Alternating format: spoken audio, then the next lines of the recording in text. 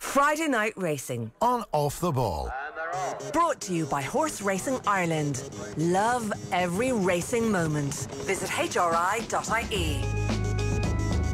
And you're very welcome along to Friday Night Racing here on Off the Ball. I'm Jerry Gilroy. We're with you every Friday afternoon at 3 o'clock on offtheball.com and across all of our social channels. And of course, we're also part of the Off the Ball radio show on News Talk every Friday evening from 8 as well. Our guest this week is Dr. Ciara Losty, who's a lecturer in applied sport and exercise psychology in WIT, but she's also involved in the Jockey Pathway programme, which is the main reason we have Ciara with us this week. Johnny Ward is also here. Johnny, how are you? Not too bad, Jerry. How are you? Ciara, how are you getting on? Hi Jerry, how are you doing? Yeah, good. Look, this is a great time to be talking to you. We all need a little bit of psychology and psychological help in our lives at the moment. How are you dealing with lockdown? Kind of keeping a bit of structure on the day as much as possible, making sure it's the same kind of wake up time, kind of putting a bookend to each end of the day, so the same wake up time, the same sleep time, but I have the same struggles as everybody else has in relation to managing work and managing childcare, but being kind to ourselves is really important at this time, and having reasonable expectations of what you can achieve in your day is really important. Like reasonable expectations and being kind to yourself, they sound like simple, easy things to do, but actually they're some of the hardest things in the world to properly achieve. Yeah, and I think it's really about maintaining our safety and our health really is our priority. So just really getting the simple, basic things right at this time is really important. So your sleep, your nutrition, the really basic, simple things are the most important at this particular time. And all the other stuff, really, you won't be judged, whether it's work, on what you did this time last year, because we're in this completely new normal, and there's no way that we can reproduce or meet the same targets that we ever could before. So we're not actually really working from home as such. I see that a lot on social media. We're being asked to work at home with completely different demands on us. So we just have to be nice to ourselves in this kind of new normal and see how things actually pan out. Yeah, working from home would be great, except your kids are at home at the same time, and it's like, well, this isn't actually working from home. This is childcare plus working from home at the same time, which, is a juggling act that I'm frankly not qualified for. Yes, that's a challenge, and my child has made an entrance on a few Zoom meetings last week as well. But, I think everybody is I suppose, has an actual reasonable expectation of what people can do and what they can manage within the actual restrictions. And I just wouldn't be looking at kind of your Instagram, your social media, but you should be baking this or making this or teaching this. It really genuinely is about basic things, keeping yourself fit, well, healthy, getting outside for your level or some kind of physical activity or exercise every day is very important as well, just kind of maintaining your well-being and your anxiety. So it's until maybe the time that exercise or physical activity we could do it whenever we wanted before, and it's now only when this autonomy is taken away from us that people are flocking to be outside now. But getting outside for that staying in your 2 kilometre radius, getting out for your 30 minutes is very important. Yeah, I hope that there's actually a knock-on impact, that you take this away from people, they want it more, and then when you give it back to them, they're like, oh, I'm going to do this much more now. I'm going to finally take proper care of myself, and I'm going to go out and I'm going to exercise for an hour a day. And what a transformation in all our lives that would be.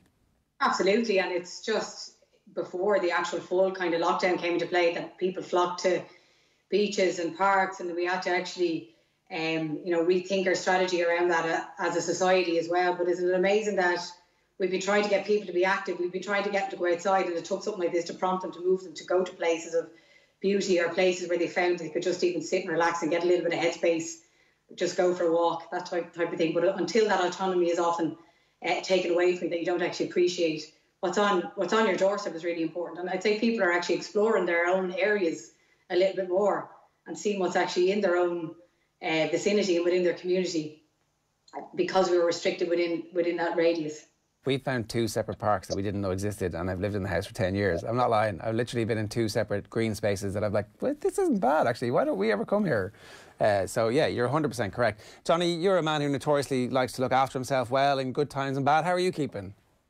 Not bad, yeah. Ciara's touched on a lot of kind of salient points there, I think. And I was kind of reminded of Patrick Kavanagh's poem, In a Skiing Road on July evening, where he talks about there's there's not a stone or a mile of road that he doesn't know about in his local area because he's walked it so often. And I feel a little bit more like that now, that like you, Jared, I'd never been to the War Memorial Gardens, which is within my 2K radius, and what a shocking omission that was. But I'm getting to know my local area just by walking around it. And I firmly believe from the crisis that this has been that there will be massive kind of positives to take out of it if you wish to look for those positives, such that so many people now are exercising that wouldn't otherwise have been. They're walking around their local area. They're not travelling as much, giving the climate a break. They're maybe growing stuff in a garden that they didn't know they had.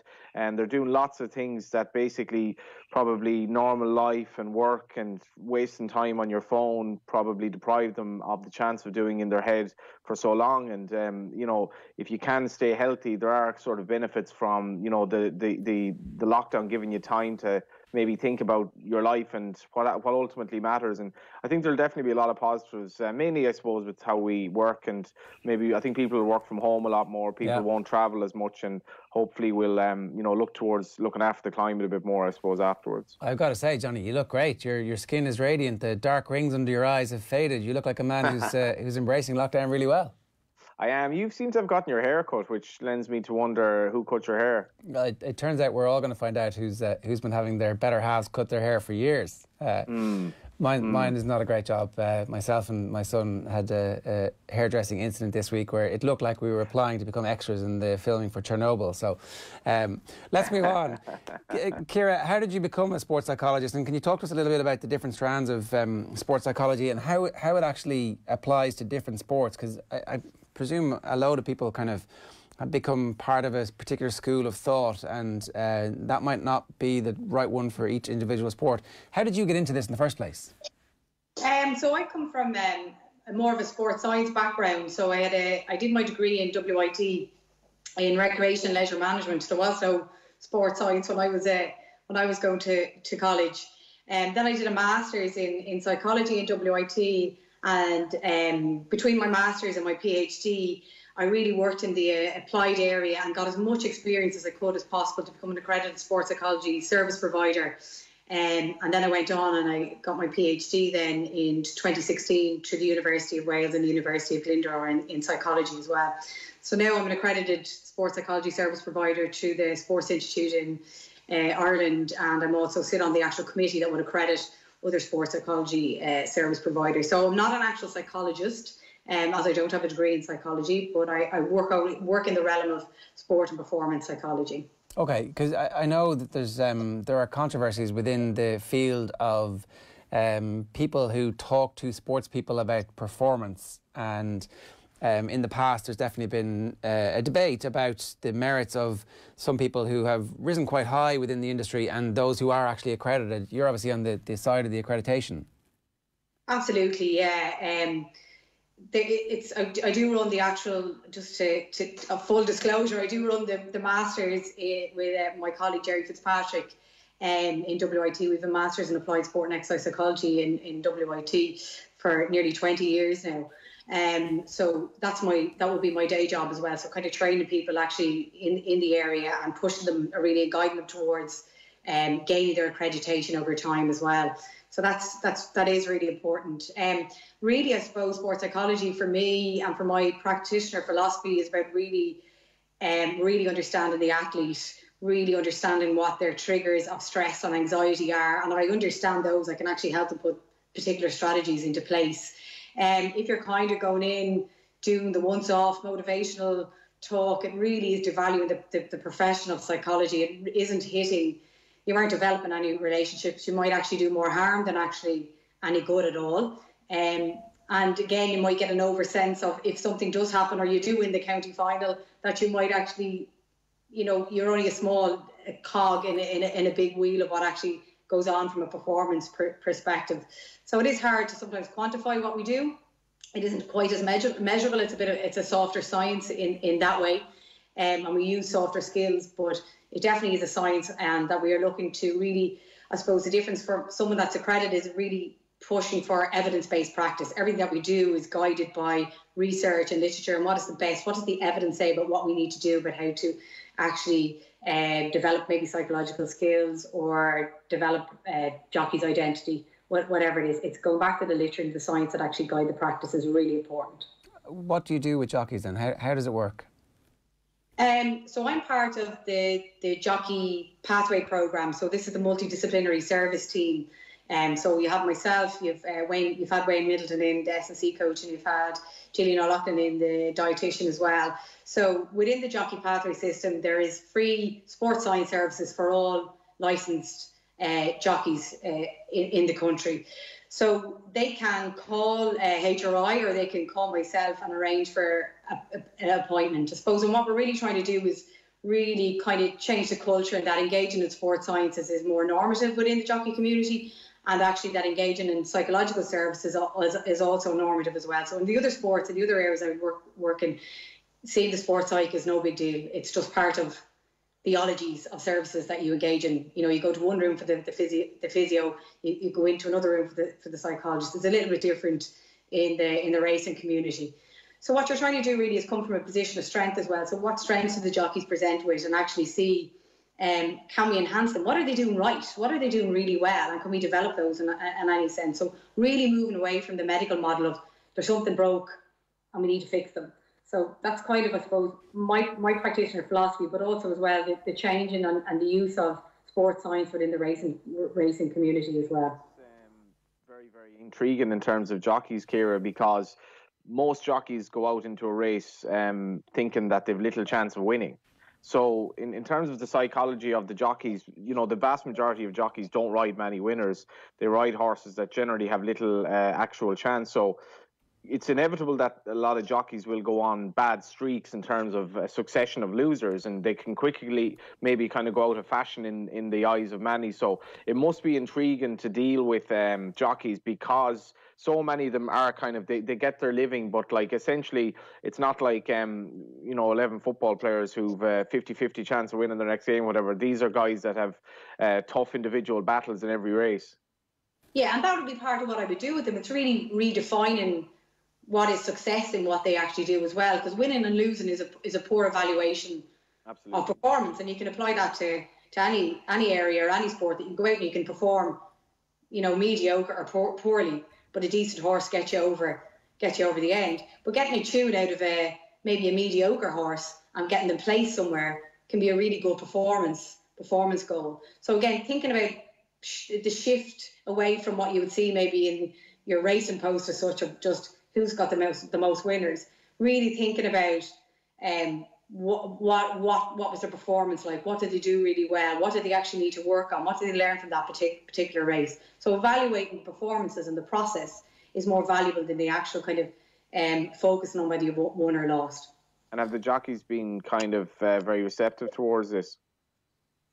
Yeah, it's mixed. So generally, once they come in and they meet me and they have the chat and we have a session, I would have good traction. I would have good adherence.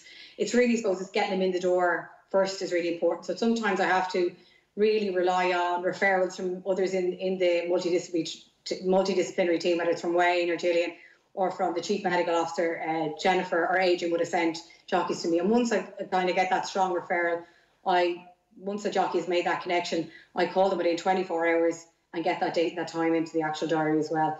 And HRI are very flexible in the way I can call people, I can maybe meet them in different places. So to make it as flexible and easy for the jockey to engage with me in a comfortable manner and somewhere they're comfortable also speaking as well is very important. Our guest this week is Dr. Ciara Losty here on Friday Night Racing. If you want to get involved, you can just use the hashtag #EveryRacingMoment. You can get us on Twitter at Off The Ball, Friday Night Racing, and Off The Ball obviously brought to you by Horse Racing Ireland. Love every racing moment. Visit hri.ie or follow the new Twitter account at HRI Racing. Ciara, when you're talking there about evaluating performance, it's very difficult for a jockey to do that. Is there a matrix of fairly obvious things that you can ask them to think back on a race or show them a race and go, did you do well or not in that race, irrespective of the outcome of the result? Yeah, and it is, again, that's one of the unique parts of being a jockey as well, whereas in any other sport you'd have a coach or you'd even have teammates to say, talk to an actual performance with as well. So that's something that we do, is actually kind of evaluating performances, looking back over performances, and actually using video footage of good races and good performances to actually help them visualise and help them actually develop their own performance skills as well. So again, it's probing and asking the right questions in the right way. Or sometimes I might get a text, I'd say, well done, and it might be like, yeah, but I didn't win. And then you're kind of coming back in, but yeah, what went well? What did you learn? If you were to do it again, if you were to ride that particular horse, what could you change? So really using kind of reframing things as opposed to just kind of statements to actual questions about how you can develop your own skills and really kind of moving and shifting towards that growth mindset. It's intriguing you say that, actually, Ciara, because if you assess like a league table in football, Leicester City finishing second, for example, would be an incredible result, for example, this season in the Premier League, and people would see that. In racing, you never get the ride of the week unless you win. Yeah, and it's probably the one sport as well that I've seen that momentum often doesn't mean something as well. So you could be winning and racing really well, and then maybe a trainer just decides to try somebody else on a horse, just for fashion or flavour at that particular time or that week as well. So dealing with emotions around that as well is very important.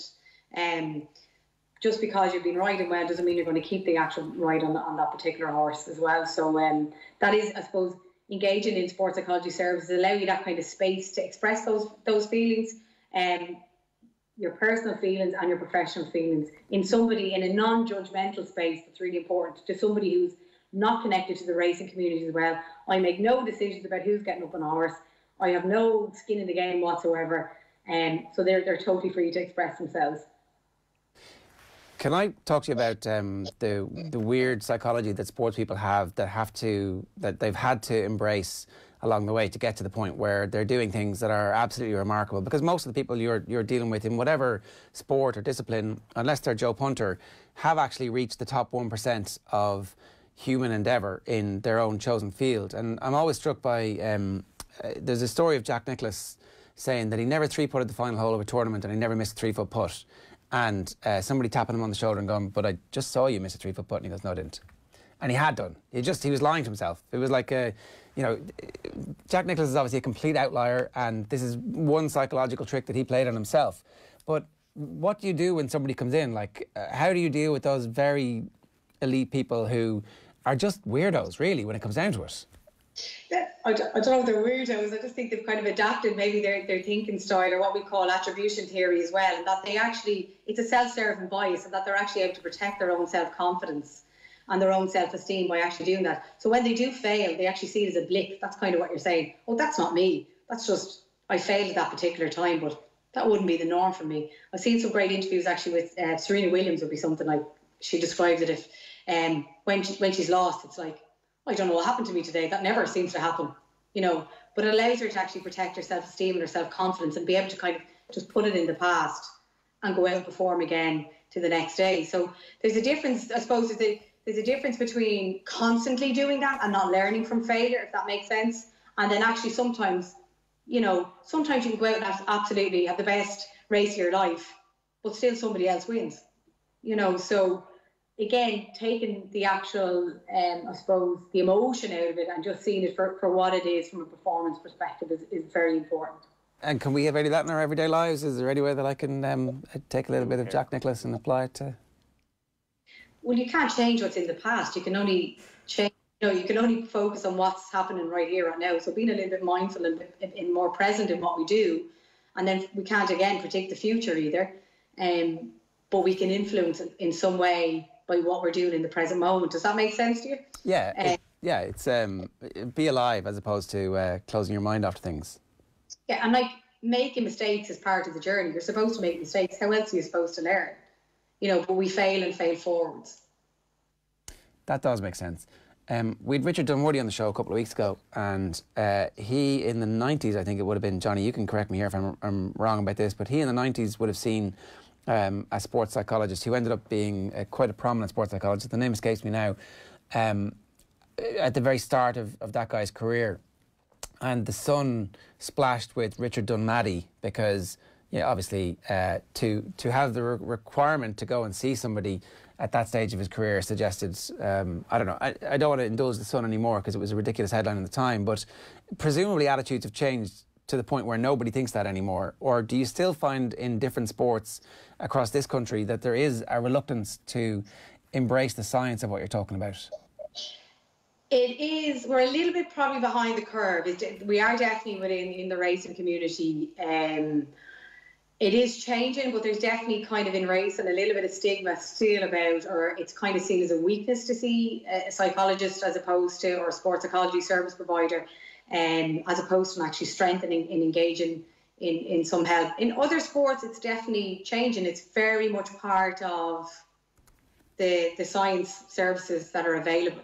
So it's a little bit different. GAA is a little bit mixed still as well. Again, I think it's got to do with how masculine some of the environments are. I think in racing as well, it's an incredibly masculine type environment, and then showing weakness, because even though they're your friends that you're in the weigh room with, they're still your competitors at the end of the day as well.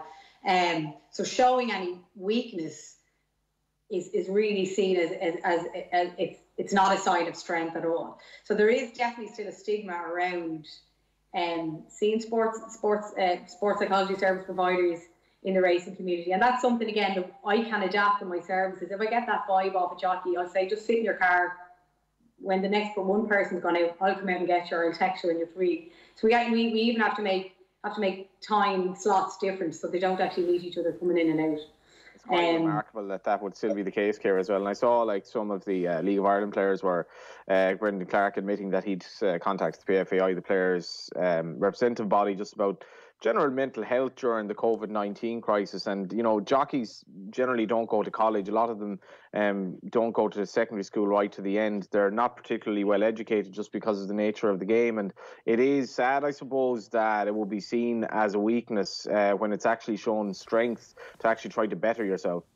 Yeah, and that's a really, really good point, Johnny. That's really important. That's one big difference that I would see within the racing community that I would see in other sports. The development of dual careers and dual identity is really non-existent as such in the racing, and that if you engage in any other kind of even online courses, or you're doing something part-time, other jockeys perceive it as a weakness, and that you're not fully focused on your actual racing. Whereas in other sports, development of dual career, planning for your transition out of sport is celebrated. It's seen as a really positive thing, and all the literature and all the science shows that if you do have dual career development, and particularly, again, you're talking about people generally within that years kind of between 16 to 26, that you have possibly a longer career, you're less likely to burn out, and you've better mental health and well-being as well. So that's something, we're trying to change. We brought on we performance lifestyle advisor that's just come on board actually this week officially in the jockey pathway program to look at career development and career opportunities for jockeys and training opportunities. So it doesn't have to be, not everybody's suitable for college either, and that's absolutely fine. So it could be something related to business, starting up your own yard, training, whatever it is. It doesn't matter. It can be tiddlywinks. It's just that you're developing and kind of giving yourself, I suppose, and your mind a rest from racing, because I do find that with jockeys, it's consuming. It's the riding out, then you're racing, then you're going home and you're watching it again on the TV. It's 24/7. It's non-stop. It is absolutely. I suppose just the thing people should be conscious of is don't knock something you haven't tried. And if you know, I'd be skeptical about this or that, but like if you did have any issues in your life, and this isn't necessarily to do with sport, I mean, there's absolutely no harm, no danger whatsoever in spending half an hour with somebody and evaluating whether it was any good to you or not. Absolutely, and that'd be something that I'd say. And my job as well, that's something I just want to say, is to make myself redundant. I don't want to make jockeys or athletes reliant on me. You should be able to perform, and you don't need somebody there all the time. All the other athletes I work with, I'm not there at their competitions, I'm not there at their games. They have the tools in their toolbox. They're able to implement the strategies, particularly under pressure situations as well. So again, it's also coming from what's going well from a kind of perspective of strength is really important. And just like the way you might change up your strength and conditioning program, what's the point? You know, there could be value in actually seeing, can you get a psychological edge on something? Or could you actually develop a particular psychological skill now that you haven't been able to work or didn't have time to work on before? Now is a great time, because you have lots of free time to be able to work on those particular strategies.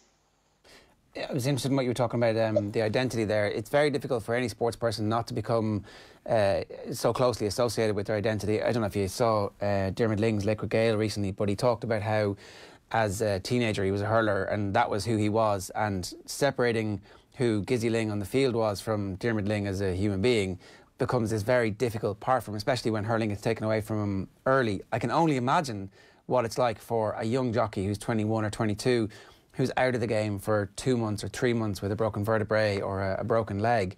And I guess, I don't know if that's part of your job as well, or if there's other people who they access for that kind of stuff, but that's a completely different and a tricky conversation to be having.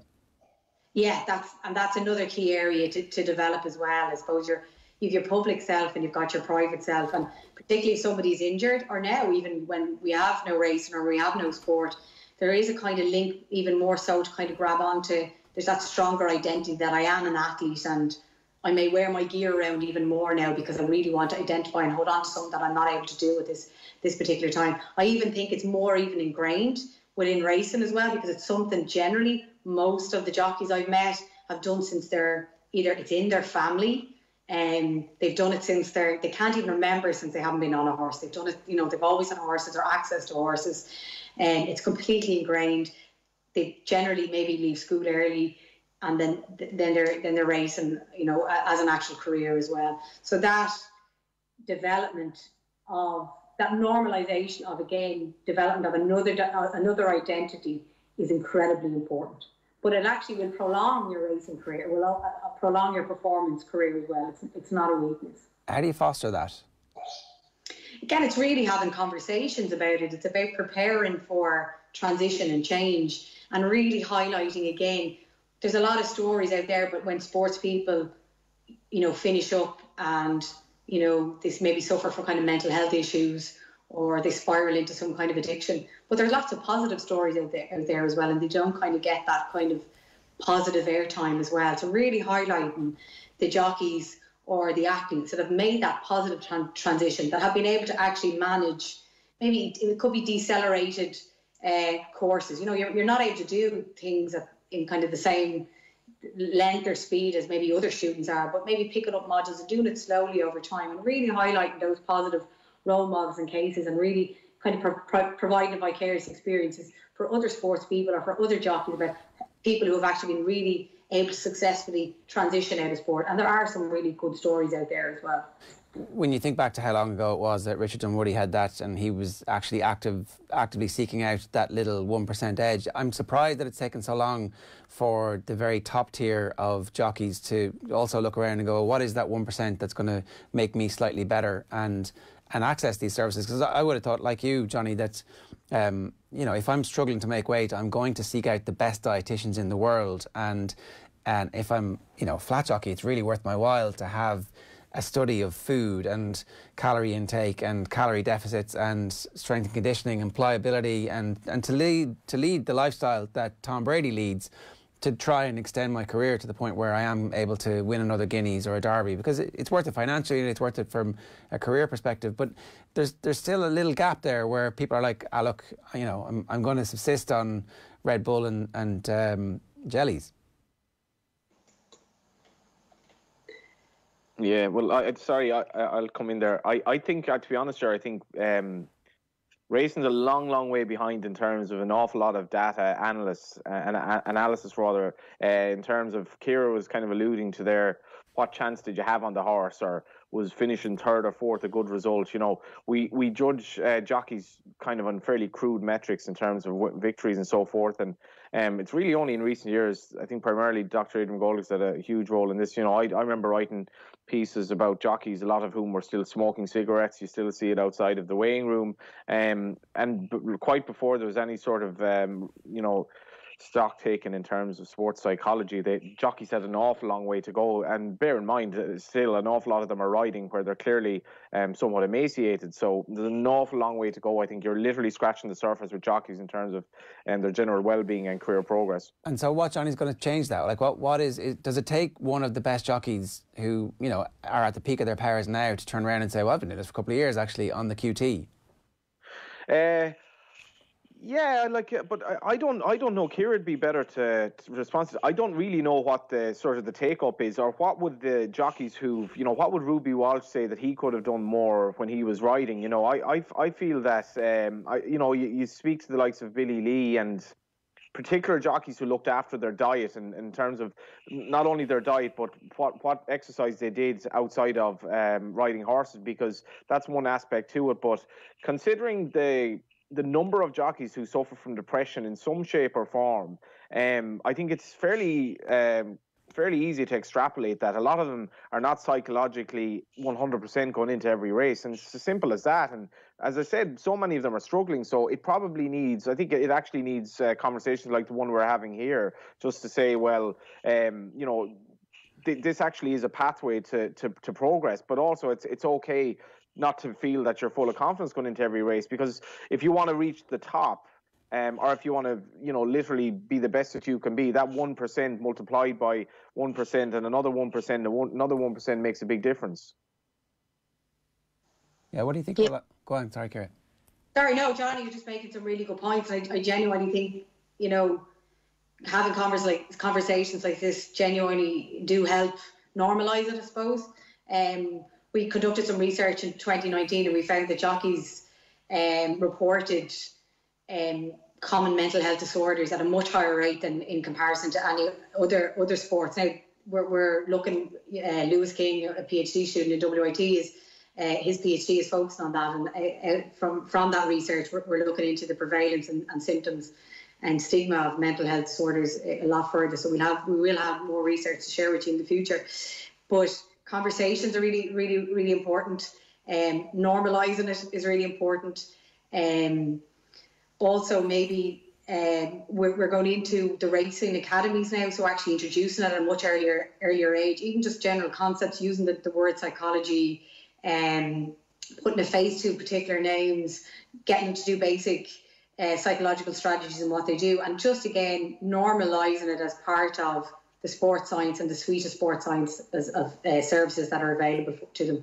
But I also think it's really important for jockeys to actually use and engage in the pathway services, because they don't have a team, because they don't have a support structure around them. If you're a junior B hurling or camogie team, you'd actually have your teammates even to draw on at this particular time.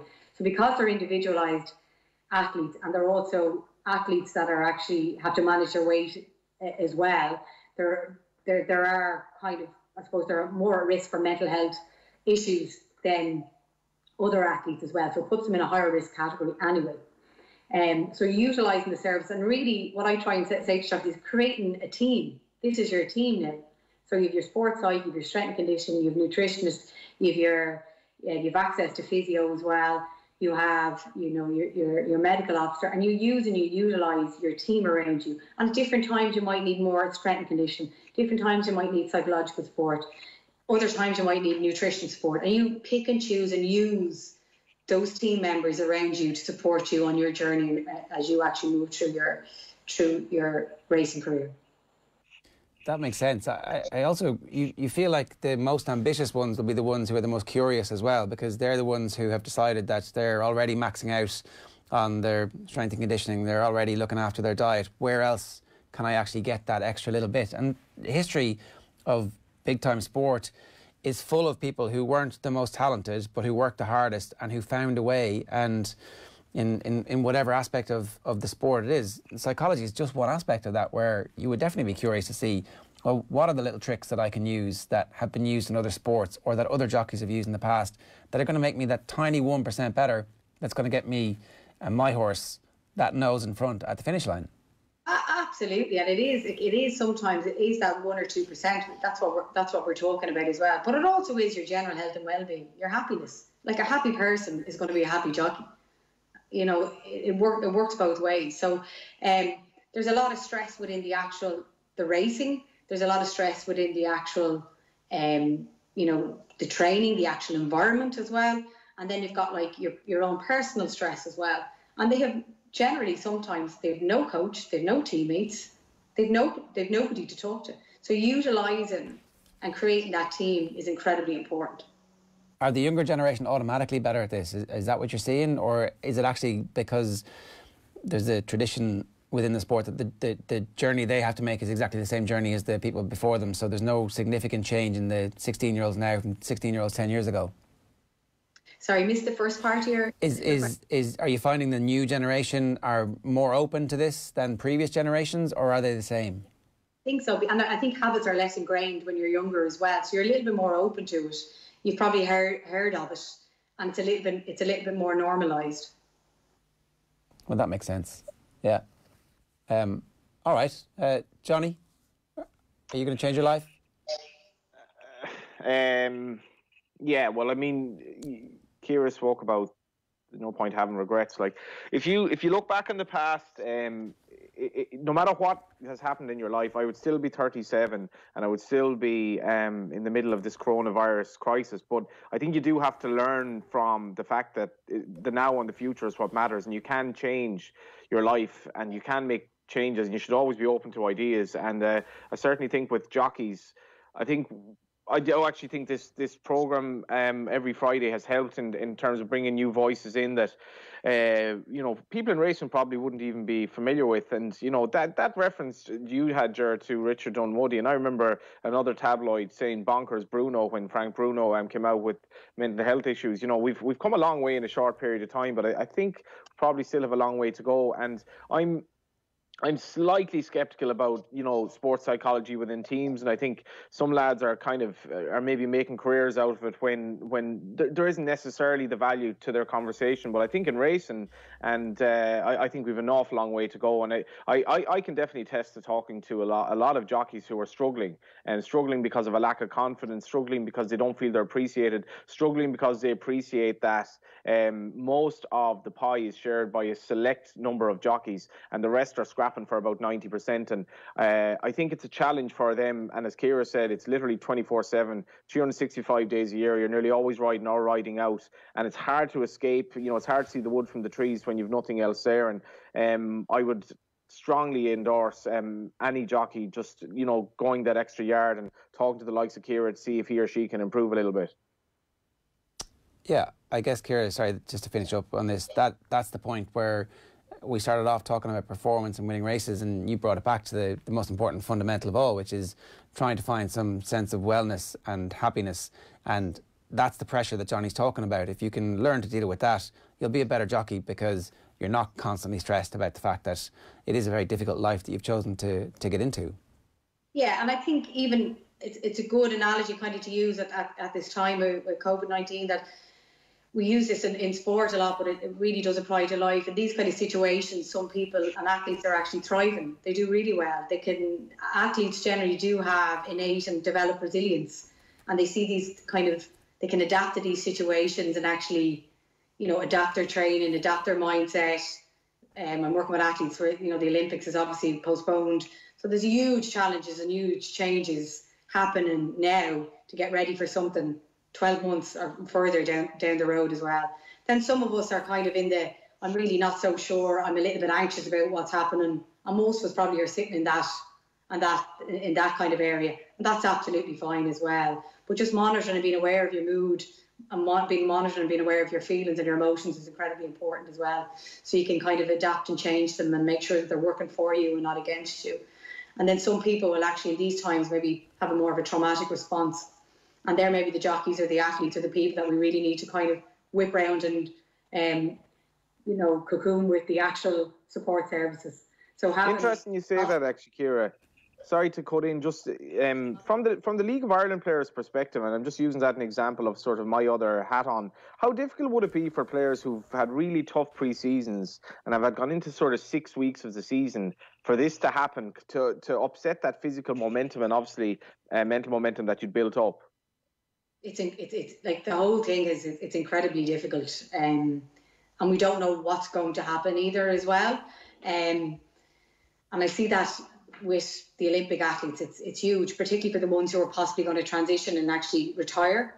So their whole career trajectory is knocked off now. They're not sure what they're going to do or what they're going to, what they can actually do as well. But again, it's just focused on adapting your training. What can you do? Maintaining the really basic things to keep yourself well, which is your sleep and your nutrition. but also maybe training at home and actually engaging. So for someone in the League of Ireland, we maybe having structured phone calls or Zoom calls or Skype calls 3 times a week when you finish your particular training session, just the same way you actually would. So maintaining virtual communication is incredibly important. Having those little conversations, and then allowing the player or the athlete or the jockey say, do you know what, I actually need to speak to the nutritionist now, or now I need maybe to talk to the psych.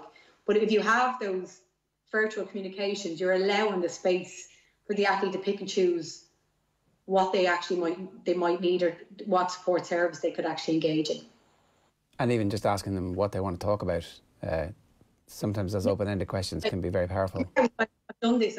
We've had multidisciplinary meetings with teams this week and said, okay, we're going to do this again in 4 weeks. What do you need for the next 4 weeks? Who do you need to talk to? What support service do you need? You don't have to talk to this person one-to-one now, but that person will contact you after this meeting and we'll work on X, Y, Z. So that's really important. It's really important as well, because like we'll say in the League of Ireland and in racing, right, I could barely name 5 people. I couldn't even name any of those who've come out as gay, for example. I can name very, very few who've come out with and said that they've had problems with depression. So there's definitely, in many sports, there's still a massive macho culture, and we do have to definitely challenge that. Like, yeah, but again, you don't have to have something wrong to engage in sports psychology services as well. It's performance related. It's maybe developing an edge, honing your mental skills, your resilience, those types of things. But it also is a space to allow to kind of talk and work on common mental health disorders as well. Well, it is genuinely fascinating and important work that you're doing, Ciara. Thanks a million for explaining all of that to us, because I think we kind of scratched the surface of it there, but certainly we'd be happy to delve deeper at some point in the future. Keep up the good work, and thanks a million for joining us today. Thanks, lads. Thanks a million for having me. It's Dr. Ciara Losty there, and of course a reminder, Friday Night Racing on Off the Ball is brought to you by Horse Racing Ireland. Love every racing moment. Visit hri.ie. The Tote Irish Injured Jockeys Fund, another winner last week, £100 banked because we didn't let Johnny pick for us. Which brings the total to €940. Corona. It's not good for my sports psych. It's not good for my betting psychology, these constant digs, Ger, I'm telling you. Ciara's in the background there. She hadn't gone away either. With 2 Group 1 races on the card, Royal Randwick in Australia is the highlight of the weekend's international racing. You can bet on and live stream Royal Randwick on thetote.com. The card is available now. We'll see you next week, 3 o'clock across all of our social channels, and then again at 8 o'clock on Off the Ball on News Talk. Take care. Friday Night Racing on Off the Ball. Brought to you by Horse Racing Ireland. Love every racing moment. Visit hri.ie.